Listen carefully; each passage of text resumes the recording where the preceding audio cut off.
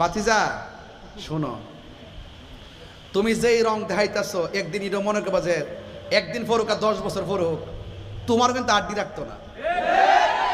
তুমি যে এখন সবকিছুর ঊর্ধ্বে যদি সুন্দর একটা প্রেজেন্টেশন করতে পারো, ক্ষমা দিয়া, ভালোবাসা দিয়া, শান্তি দিয়া, ধর্মের নামে অধর্মের চর্চা না কইরা, সার্বভৌমত্বের বিরুদ্ধে না যায়া দেশের প্রত্যেকটা মানুষের সঙ্গে, হ্যাঁ, প্রকৃত অপরাধী যারা তাদেরকে টানায় টানায় বাইরানো হোক।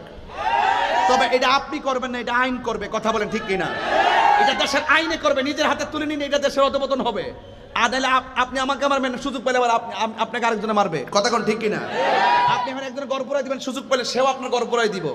আমার কথা হলো আইন, যে অপরাধ করছে, দুর্নীতি করছে, যে টাকা পাচার করছে, যে অপরাধের সাথে সম্পৃক্ত, প্রত্যেককে প্রমাণ সাপেক্ষে শাস্তি দেওয়া হোক। কথা বলেন ঠিক কিনা? কিন্তু আপনি ঢালাও ভাবে যদি একটা নিরীহ লোকের যদি কোন যে হে হে মুখের দালাল, এগুলা